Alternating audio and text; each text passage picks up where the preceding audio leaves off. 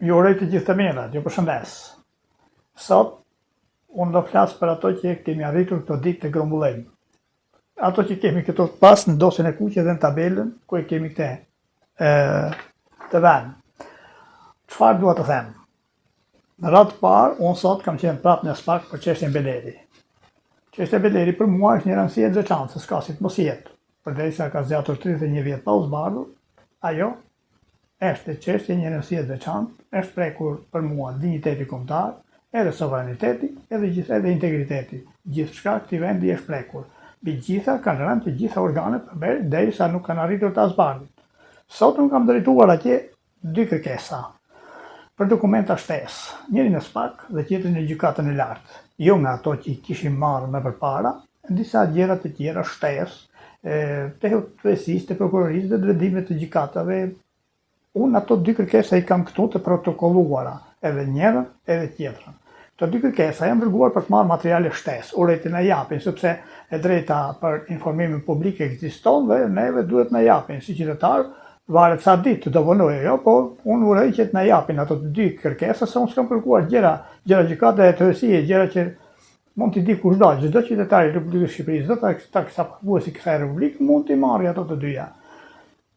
Uroj që të më japin ato të dyja që do jenë materiale shtesë në përpjekjet tona për të gjurmuar disa gjëra në lidhje me masakrën e Peshkëpis, me Belerin dhe me shokët e tij. Disa prej tyre kemi tu të shkruar këto mbrapa, se jemi duke mbledhur informacion në rrotull në gjithë Shqipërinë për ta, po do i marrim një nga një. Para se gjitha do shohim 2 kërkesat e bëra sot, që dalun në krahun tjetër, po, edhe të shohim 2 kërkesat, njëra është këtu për strukturën e posaçme antikorrupsion, dhe është e protokolluar kjo këtu që shikoni, është numri i protokollit i vënë në SPAK, ndërsa kjo tjetra është drejtuar gjykatës së lartë të Shqipërisë, dhe numri i protokollit i kësaj tani është me vete. Këto nuk mund t'i themi, sepse këto të dyja, këto 2 letra kanë përmbajtjen që unë nuk dua ta ndaj me njeri për deri në momentin kur të marr përgjigje. Kur të marr përgjigje, pastaj do i ndajmë të gjitha së bashku, pjesë, një nga një. Në ditët e shkuara kemi folur për Mavin. Kemi folur për disa njerëz që kanë lidhje me organizatën e Mavit, që kur është themeluar, kemi thënë ne, në organizatën e Mavit kanë qenë Vasil Shahini, që ishte i pari dhe ishte iniciatori i saj, që në vitin 42, edhe Kosta Papa. Si Vasil Shahini mbaroi, ai ikuaj. Megjithëse Gdari në origjinë e tij ishte nga Karriçi, që më tha Tartar Bazaj, avokati, një ditë duke bërë muhabet. Edhe ç'kishte bërë, çfarë s'kishte bërë gjatë gjithë kohës që kishte jetuar. Tani, njëri nga këta, që në 91-shin u quajtën kur shkoi në kufi, në Kakavi për të kaluar, e quajtën major, grekët, kur kaloi, ishte këtë që shikoni këtu, Kosta Papa. I lindur në vitin 1911 dhe vdekur në vitin 1997. Ky është gjyshi, të më thënë, është nip i këtij dhe i familjes së tij është Harallan Papa, një njeri emocional i cili në vitin 1993 ka bërë thirrje për çlirimin e Vorje Pirit. Ky njeri emocional duhet të ishte vënë në hetim nga strukturat e posaçme, qoftë më pashme, qoftë tani kur nuk, sepse e dim se si janë, si kanë qenë strukturat e drejtësisë që s'kan dashur të dalin, dhe tani ne po i shohim se si i dalin në mbrojtje Belerit dhe këtyre. Ata të dikushmit, ata dalin në mbrojtje. Prandaj dhe se kanë zbuluar. Po edhe këta 3, për shembull, që shkuan atje dhe pritën në vitin 2019, fiks 25 vjet më pas, atëherë kur parashkruhen të gjitha. Ka rrjedhur shumë kohë, thot atje ajo Kajana, prokuroria, edhe ata hetuesit ka rrjedhur shumë kohë, është harruar ajo histori, ta parashkruaj. Ja, kjo ka ndodhur. Tani ne i kthehemi kësaj familjes, sa duhet, jo vetëm Llambi Papa që është në fund, po sa e madhe ishte kjo familje. Dhe sa prej tyre kishin lidhje me masakrën, sa prej tyre kishin lidhje me Mavin. Ja, kjo është e para. Kjo strukturë familjare duhet ishte studiuar nga organet e hetuesisë, ose atëherë, sa ekzistonin dhe sa mund të bënë, ose tani, kur u bënë në 2019-2021, që i dha në shpejt e mbyllën dosjen dhe mbaroi gjithçka. Dhe nxorën Belerin eurodeputet me votë, me gjithë se ki voti dhe vota, pavarësisht ato që kemi bërë më përpara. E marrim me radhë. Të gjithë këta dalin nga struktura, nga trungu i Kosta Papës. Edhe Frosina Koçua edhe Stefan Koça, dhe më thënë, këta i vjetë jenë qift, si pas informacioneve. Eli Gjorgji, Ilia Gjorgji, edhe këta qift duhet jenë, Zaharullah Kallo, Lefter Kallo, Vangelke Papa, Amalia Papa, Kosta Papa, Foti Papa, Jani Papa. Kjo nga këtu lidhin janë bi, Nipa po Besa. Këtu vjen Kristina Gjolli, na del përpara Dimitri Gjolli, edhe na del përpara dhe një farë mbiemri Gjolli. Unë urojt mos ketë lidhje me Adnan Gjollin, që është prokurore në SPAK. Adnan Gjolli, ta merrni vesh ju, që unë urojt mos ketë lidhje me këtë mbiemër, se nëse ka lidhje ka brenda konflikt interesit të madh, dhe nuk dihet çka ndodhur. Ki ka qenë planifikuar Adnan Gjolli, me mbiemrin Gjolli me qesën Ara Muhabedi, uroj që mos ketë, se nuk kam të dhëna. Në një ditët në vazhdim mund të kemë të dhëna, do ju them edhe juve, po ky ka qenë i preferuar i Ramës për ta bërë kryetar të SPAK.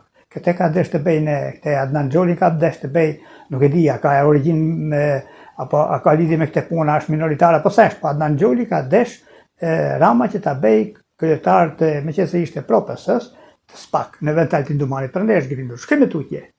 Edhe mbas këtij Gjolit vjen fjali edhe Ermioni, që rrjedhin nga këta.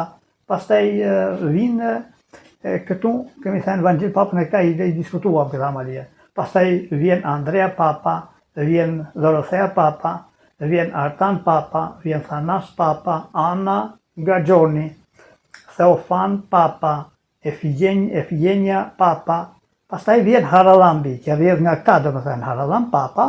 Haralambi është ai që thamë ne, që raste ushtarët, që raste me ushtarët, i jepte, sa fuqi kishte o burra duke qerasur ato ditë, se nga i vinin lekët, hajde merre vesh, që raste ushtarët, të bente saj dira të mlaja, ai njëri që s'kishte patur ndonjëherë influencë, 21 apo 22 vjeç ishte, dhe gjithë ato lekë që i kishte ai nga i vinin, gjithkush pyet.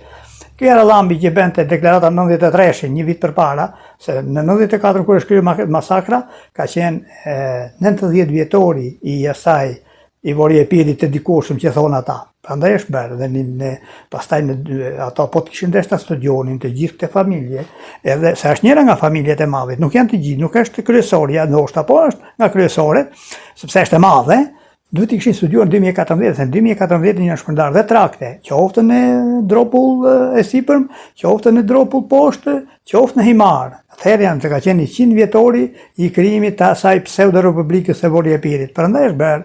Jo, duhet ishin studiuar atëherë, të hetuar atëherë në Vajl. Atëherë janë bërë deklaratat të mëdha, atëherë ka ardhur ky Haralam Papa. Edhe paralel me Haralambin këtu, që në del përpara me shigjet e kam shënuar unë, vjen edhe Aristid Papa dhe Afroditi Papa. Afroditi ka mbiemër tjetër, se është martuar në vend tjetër, tani hajtë ta gjejmë, nuk lodhem për mbiemrin e asaj. Po sido që tjetë puna, çdo mbiemër, çdo emër, çdo gjë për të saktësuar, duhet të ishin marrë organet përkatëse. Ata duhet ta kishin gjetur se ku, si, qysh, tek, në qoftë se është dikush i komplikuar, se do të thotë se ka emrin në këtë familje dhe është domosdoshmërisht atje i përfshirë. Por kur e ke parë njërin prej tyre që është kapur me armë në masakrën e Peshkepis, siç është këtu me shigjeta Haralam Papa që është kapur atëherë në Hanin Delvinaqit me to, atëherë duhet ta kishin marrë në tërësi.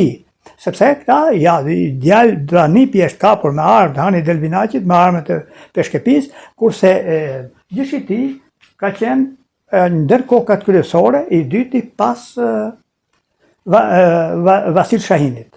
Këto janë për momentin. Tani ta heqim këtë dhe të tregojmë një skem tjetër, një skem të vogël. Sa i rrezikshëm, do thoni ju, është Alfred Beleri. Të gjithë këta, po sidomos Alfred Beleri. Unë do që të tregoj një diçka të vogël këtu. Kjo është një piramide përmbysur. Siç e shikoni këtu, është një piramide përmbysur. Në qendrën stërvitore ishin 200 vetë. Në Qipër në vitin 1994, që thotë kam qenë në Qipër për hidraulik dhe sa pretendimet të tjera, aty në atë qendrën stërvitore ku bëheshin gati këta për të sulmuar, për të marrë me vepra të tilla terroriste, ka ishin 200 veta, dhe nga 200 veta që shikoni, gjithë kjo tërësia këtu, kjo piramide është rrirë, baza është e gjerë, me 200 veta derisa këtu, vjen dhe katëndiset me 4 apo 5 veta që vinë në masakrën e Peshkepis, e kuptoni? Këtu është Angelo Kokaveshi, atje u kapën dhe armët atje, është Fredi Beleri, është Lambi Papa, është Thanas Guda. Pra, këta që kanë qenë këtu, Ajo hetusia, ata hetues, ata që kanë qenë pashitur, kanë qenë të paditur, pjesa tjetër kanë qenë krejt të shitur, se s'ban. Se duhet ta kishin kuptuar këta njerëz që kanë arritur të zgjidhen, të përzgjidhen nga 200 vet, këta janë jashtë zakonisht të rrezikshëm, prandaj kanë dashur kujdesin më të madh dhe duhet ishte filluar hetimi nga më dopti, nga ky Lambi Papa, ky kishte gjithmonë dhe kur u kap atëherën 2014 që u arrestua dhe u qua në Gjirokastër, u bë alarm i madh për te. Pse? Sepse ky kishin frikë se mund të nxirrë një gjë, se është njëri emocional dhe duke qenë emocional dhe mburravec mund të nxirrë të diçka, se ai prandaj mburret, se nuk e ka. Dhe nuk e bën atë punë, la në mangut këtë punë dhe shumë punë të tjera. Ne jemi duke i ndjekur në dinamika sa mundemi, dua të falenderoj një 2-3 emra tani në fund, me qenë se erdhi puna, dua të falenderoj Bektash Yazon, dua të falenderoj Zami Aslanajn nga Mallakastra, dua të falenderoj edhe Asim Zenelej nga Vlora. Na kanë ndihmuar me ekonomikisht për të gjetur këto dhe për të shkuar në vende që na takon. Shumë faleminderit për tyre dhe për juve që na ndiqni. Edhe disa të tjerë që nuk pranojnë të bëhen publik. Duhet të bëjmë rrugë që të nxjerrim gjërat një nga një. Përndryshe do i lëmë përgjysmë siç kemi lënë më përpara, i kanë lënë ata më përpara. Ju përshëndes dhe ju uroj gjithë të mira.